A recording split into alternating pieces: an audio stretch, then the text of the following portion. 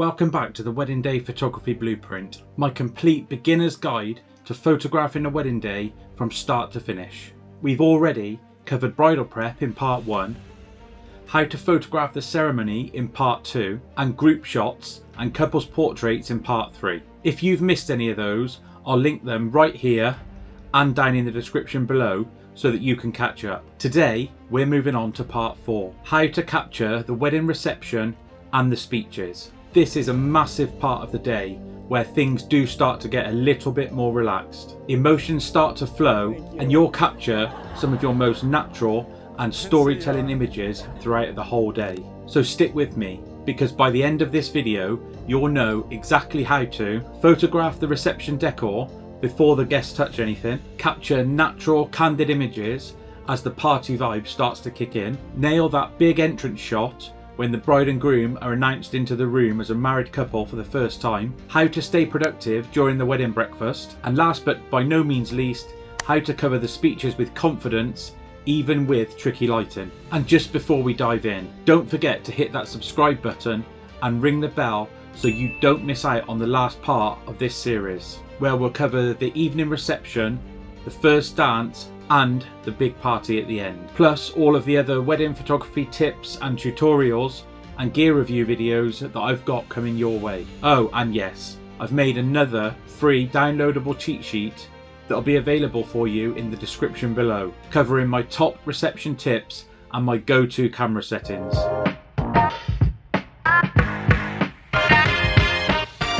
One of the first things I do when I arrive at the reception venue is capture the decor, especially if the wedding reception venue is in a different location to where they've just had the ceremony. You'll want to do this before any guests enter the room and inevitably mess up all of the decorations. Think about capturing wide establishing shots of the room, then move in for close-up detail shots of things like the cake, the table settings, place cards, menus, memory tables, any signage, photo booths and sweet carts. Basically, you're going to want to capture anything that the couple has spent their time and money on. My go-to gear here is usually my 24mm G Master lens or my 17-28 if I've not got enough room to get back. These are the lenses I use to capture the wide establishing shots of the room. I'll then move on to my 85mm G Master lens to capture all of the close-up details. For the wide shots, I'll keep my aperture around f4, making sure that I get the majority of the room in focus.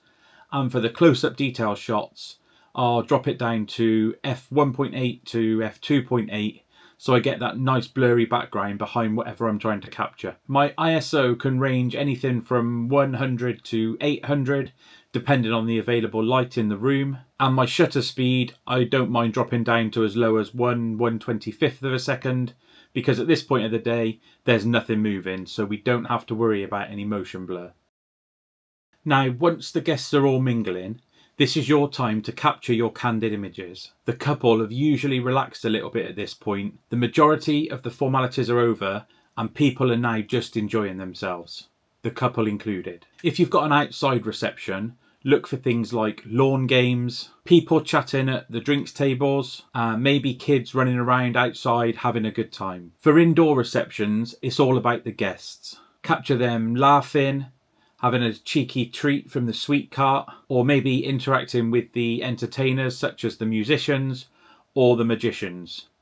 I love a magician at a wedding personally. Camera settings here, as always, will just depend on the light. For outdoor receptions, my aperture will probably be around 2.8 for the majority of the time. My shutter will be anything above 1/250th of a second, making sure I freeze any movement that's going on. And my ISO I'll just keep as low as possible, usually between 100 and 400 for these outdoor receptions. If on the other hand you're indoors, things might change slightly. My aperture will stay the same around f2.8. My shutter, I still like to keep that at 1/250th because there's still going to be some movement. And my ISO will be anywhere from 800 to 3200 in these situations. If the venue is dark and moody, which quite a lot of barn venues are, don't be afraid to bounce some on-camera flash around, or even, if you have the equipment and feeling confident enough to, set up some off-camera flashlights.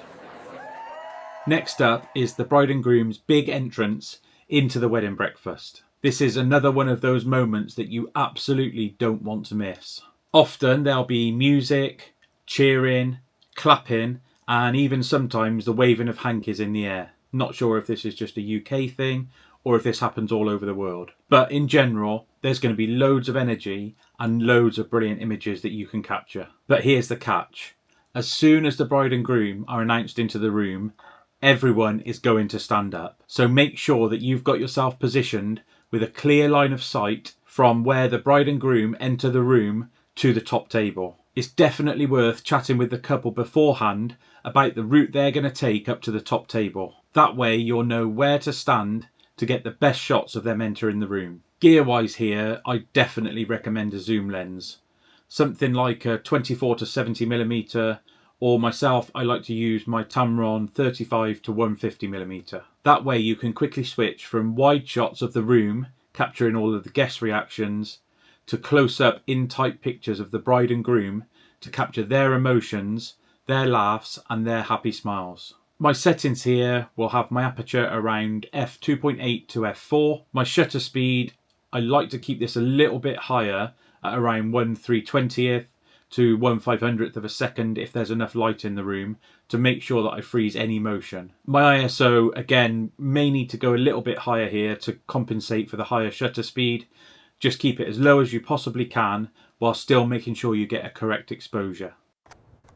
Now, during the wedding breakfast itself, you're not really taking photos, but that doesn't mean that you're not still working. First things first, and really important, make sure that you get something to eat. Wedding days can easily run over the 12-hour mark, so staying fed and hydrated is essential for your concentration and your energy levels. Next, I would always recommend at this point backing up every image that you've taken up to this part of the day. I always bring a laptop with me to every wedding and my external hard drive. Not only does it save you time later on when you get home, because this part's already done, it also gives you that little extra bit of security of having your images in another place in case anything does go wrong. Some photographers I know do like to cull and even edit some images during their downtime. That's not really for me, but if it works for you, again, it's going to be a great time saver when you get home. The other thing I like to do during this downtime is set up my off-camera flashes ready for the evening reception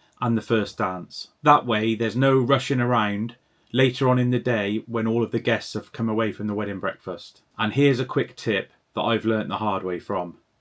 Make sure you are in sight, or at least in earshot, of the room where the wedding breakfast is taking place. I can't tell you how many times the speeches have suddenly started and no one's come out to let me know. So the speeches are one of the most emotional parts of the wedding day. So your job isn't just to capture the people talking, but also the reactions of the guests around the room. Once you've got a handful of shots of the person speaking, shift your focus to the couple and to the guests laughing, crying and reacting to what is being said. These images really do help to tell the story of the day. Same as always, think wide shots to capture the atmosphere and the layout of the room, and then get some tighter shots to capture those real life raw emotions. For your lighting here, if the room's bright enough, which sometimes it is, then natural light is absolutely fine. If it's darker, then my go-to here is an on-camera flash bouncing the light off the ceiling of the room. Remember to always expose for the ambient light first, and then just dial in your flash to slightly lift your subjects. The camera settings I go to here is my aperture will be around f2.8 to f4. This gives me enough depth of field to make sure that any faces are nice and sharp. My shutter speed will be above 1/250th again, just to make sure that if there's any motion, I'm freezing it and not coming away with blurry images. And my ISO usually would tend to be around 800 all the way up to 3200, just again depending on what available light there is in the room that you're working in. And again, if you need to, don't be scared to add in a flash to brighten up your images. As for lenses, I use my 35 to 150 from Tamron, but a 70 to 200 is equally as good. These lenses mean that you can stay far enough away from people so that they're not reacting to your camera, but still get close enough to capture all of their intimate reactions. So there you have it, how to photograph the wedding reception and the speeches. We've covered everything from capturing the decor, to candids, to the big entrance into the wedding breakfast, how to stay productive during the wedding meal, and of course, capturing some great images during the speeches. Don't forget to check out parts 1, 2 and 3 down in the description.